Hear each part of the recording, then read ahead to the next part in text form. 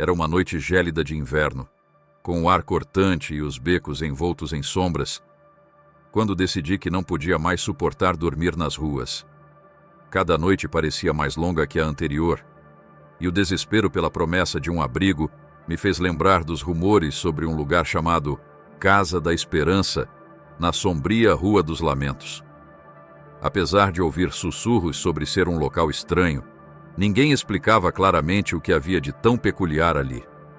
Mas naquele momento, minha prioridade era simples: encontrar um lugar quente para passar a noite. Quem sabe até conseguir uma refeição. Com o estômago vazio e os dedos entorpecidos pelo frio, deixei o medo para trás e caminhei em direção ao desconhecido. Ao chegar, me deparei com um prédio antigo, uma construção de tijolos escurecidos pelo tempo, com janelas que mais pareciam cobertas por uma névoa eterna. A porta rangeu ao ser aberta por um homem alto e magro, cuja pele pálida realçava seus olhos fundos e vazios. Ele não disse uma palavra, apenas me observou com uma frieza inquietante, antes de dar passagem para que eu entrasse. Assim que cruzei o limiar, um arrepio percorreu meu corpo. Não era o frio da rua que me atingia, mas algo mais profundo, quase sobrenatural. O ar ali parecia carregado de um silêncio opressivo, como se até mesmo o tempo evitasse avançar naquele lugar. O salão principal era amplo, mas com pouca iluminação, revelando dezenas de colchonetes espalhados pelo chão. Diversas pessoas estavam deitadas ali, mas o que me chamou a atenção foi o silêncio absoluto. Ninguém trocava palavras, nem mesmo olhares. Apenas o som fraco do vento, que parecia escapar por uma fresta na parede, perturbava a quietude assustadora do ambiente. Havia algo de profundamente inquietante naquele lugar, mas o cansaço e o frio me impediam de pensar muito.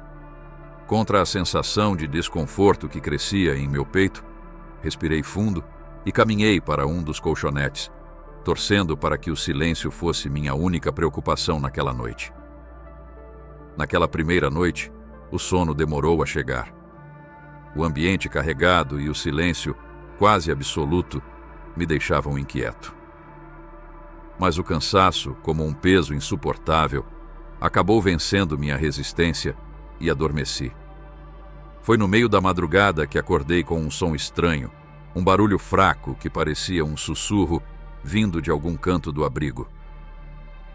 O instinto me fez olhar ao redor e percebi que algo estava errado. A mulher que dormia no colchonete ao meu lado não estava mais lá. Por um momento, pensei que ela poderia ter ido ao banheiro ou saído para buscar algo. Mas os minutos passaram, e a ausência dela começou a parecer mais longa do que o normal. Tomado pela curiosidade e por um incômodo difícil de ignorar, decidi levantar para ver o que estava acontecendo. Caminhei pelos corredores estreitos, tentando fazer o mínimo de barulho. A luz fraca das lâmpadas deixava sombras inquietantes nas paredes, aumentando minha apreensão a cada passo. Foi então que a vi. No final do corredor, a mulher estava parada, imóvel, mas algo nela não parecia certo. Ao me aproximar, percebi que seus olhos não eram normais. Estavam completamente negros, sem qualquer traço de branco.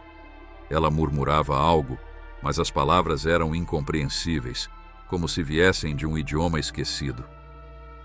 Meu corpo inteiro gelou. A visão era perturbadora. Fiz menção de recuar, tentando não chamar atenção, mas o chão de madeira rangeu sob meu pé. Naquele instante, os sussurros cessaram e o silêncio voltou a ser absoluto, mas não por muito tempo. A mulher virou a cabeça lentamente em minha direção, de um jeito que desafiava qualquer lógica humana, como se não houvesse ossos em seu pescoço. Seus olhos vazios agora estavam fixos em mim, e um calafrio percorreu minha espinha. Sem aviso, ela começou a andar em minha direção, mas não de forma comum. Seus movimentos eram rápidos e desajeitados, como se cada passo fosse uma mistura de corrida e cambalear. O som de seus pés ecoava pelo corredor e meu coração disparou. Paralisei por um instante, tomado pelo pânico, antes de me obrigar a dar meia volta e correr o mais rápido que pude, com a sensação de que algo terrível estava prestes a me alcançar. Voltei para o salão principal em disparada, com o coração martelando no peito e o suor escorrendo pela testa. Mas ao chegar, o que vi fez meu sangue gelar. Todos que antes estavam deitados agora estavam de pé, imóveis, voltados na minha direção. Seus olhos, assim como os da mulher no corredor, eram completamente pretos, vazios e perturbadores. Era como se estivessem me observando, mas não como indivíduos. Eles pareciam conectados, movendo-se de forma sinistra e coordenada, como se fossem uma única entidade. O silêncio era ensurdecedor, e só o som da minha respiração ofegante preenchia o ambiente. Eles começaram a andar em minha direção, lentos, mas determinados, como predadores que sabem que a presa não tem para onde correr. Apavorado, gritei e corri para a porta, minha única chance de fuga. Quando alcancei a entrada, o homem que havia me recebido mais cedo ainda estava lá. Ele não parecia nem um pouco diferente. Alto, magro, com a expressão vazia e os mesmos olhos negros. Mas agora, sua presença era ainda mais ameaçadora, bloqueando completamente minha saída. Por um instante, pensei que era o fim. Meus músculos travaram e o medo quase me consumiu. Mas algo dentro de mim reagiu instintivamente. Não sei de onde veio a coragem ou a força, mas antes que eu percebesse, estava correndo novamente. Passei por ele, sentindo um frio cortante ao atravessar a porta, como se tivesse rompido uma barreira invisível. O som de passos atrás de mim ecoava pelas ruas escuras, mas não me virei. Meu único objetivo era me afastar daquele lugar o máximo possível. Corri até minhas pernas não aguentarem mais, e quando finalmente parei, percebi que estava longe, em um bairro diferente. Olhei ao redor, tentando me orientar, mas as ruas desertas apenas reforçavam a sensação de que algo inexplicável havia acontecido. No dia seguinte, ainda dominado pela curiosidade e pelo terror, decidi voltar à Rua dos Lamentos para verificar a Casa da Esperança. Contudo, ao chegar, encontrei apenas um terreno vazio, coberto por mato e entulho. O prédio havia desaparecido, como se nunca tivesse existido. Até hoje, não sei o que era aquele lugar ou o que aconteceu com as pessoas que estavam ali. Tudo o que sei é que algo terrível ficou para trás, e prefiro nunca descobrir o que realmente aconteceu naquela noite.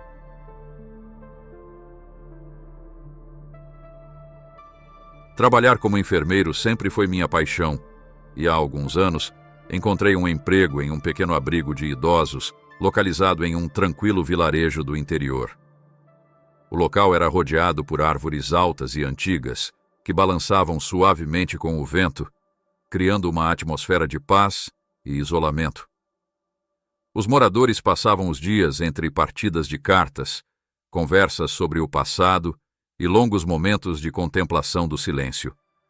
Eu me sentia realizado cuidando deles, ouvindo suas histórias cheias de sabedoria e trazendo conforto para seus dias. Mas desde meu primeiro dia no abrigo, percebi algo peculiar. Algumas partes do prédio pareciam inexplicavelmente mais frias, mesmo nos dias mais quentes do verão, e os corredores ficavam assustadoramente silenciosos quando a noite caía.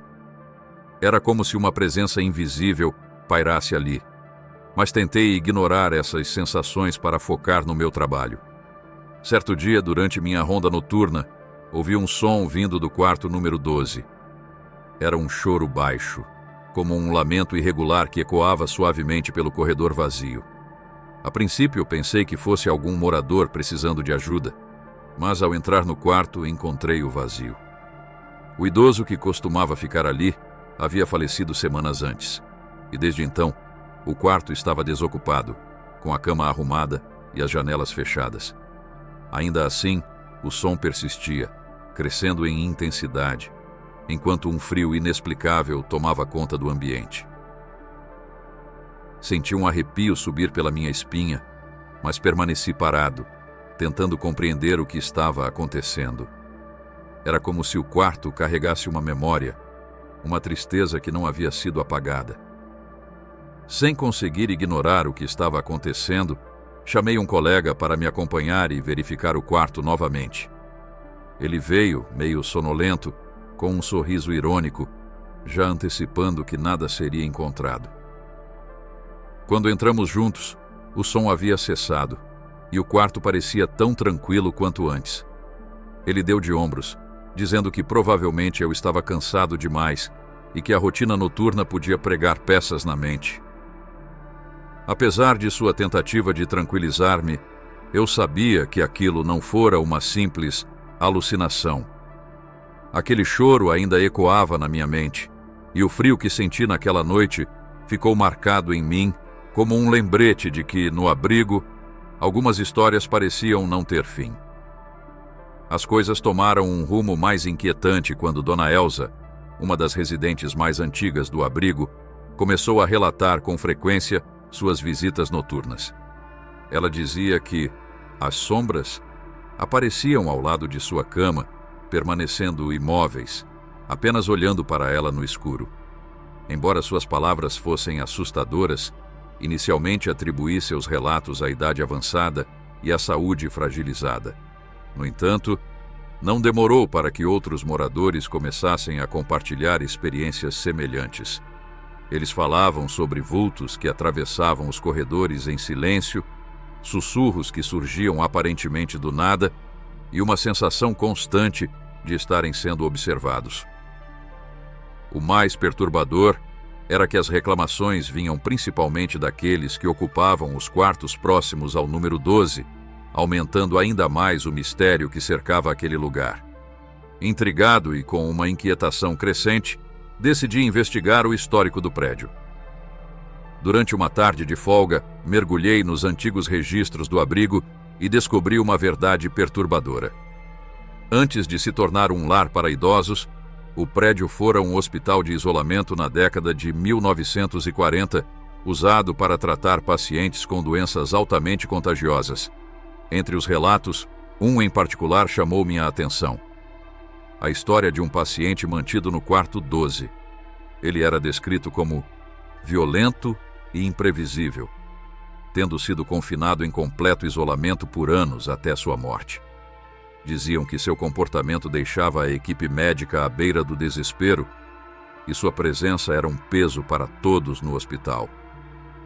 Após sua morte, relatos de eventos estranhos começaram a surgir entre os funcionários, envolvendo ruídos inexplicáveis e uma sensação de desconforto que se espalhava pelo local.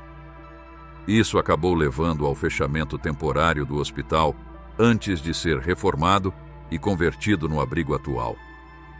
Ao conectar esses relatos ao que estava acontecendo, tudo começou a fazer um estranho tipo de sentido. A frieza que eu sentia nos corredores, os sons que pareciam vir de lugar nenhum, e os relatos dos moradores pareciam ecoar uma memória antiga daquele lugar.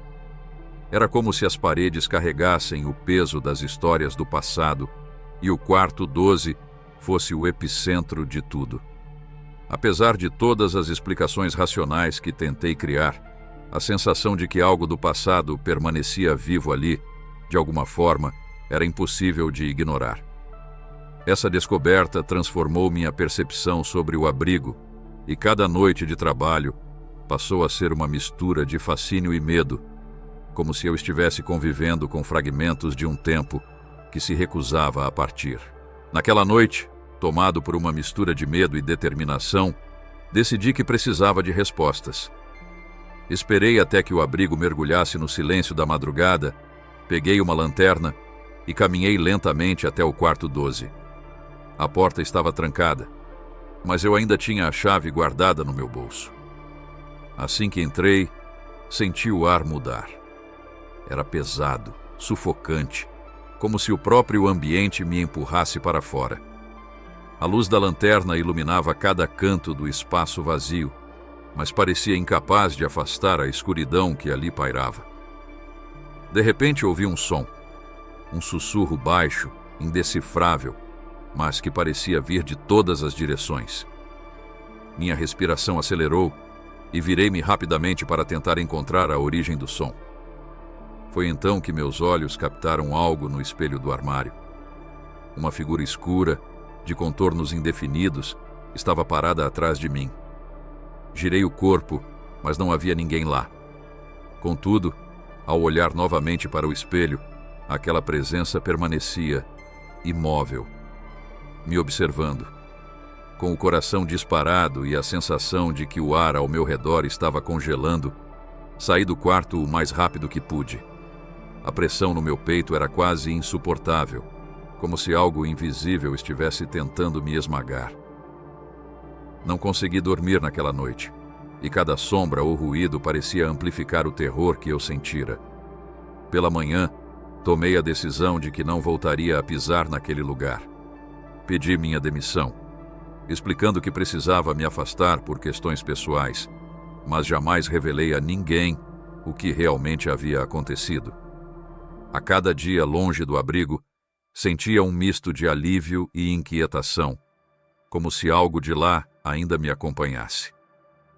Passei a evitar qualquer rota que me levasse próximo ao prédio, temendo que apenas estar perto pudesse reacender aquela experiência terrível. Mesmo após minha saída, os relatos sobre as sombras e os sons continuaram. Os moradores ainda mencionavam vultos e sussurros, enquanto alguns novos funcionários também começavam a comentar sobre as estranhezas do lugar, embora muitos preferissem acreditar que tudo não passava de fruto da imaginação. Eu sabia a verdade. O que eu vi no espelho não era uma alucinação, e a presença que senti naquela noite era tão real quanto o frio que ainda percorre minha espinha toda vez que lembro. Até hoje, cada vez que fecho os olhos, consigo sentir aquela energia ao meu redor, fria, pesada e carregada de um ódio que parecia querer alcançar algo além do mundo que conhecemos.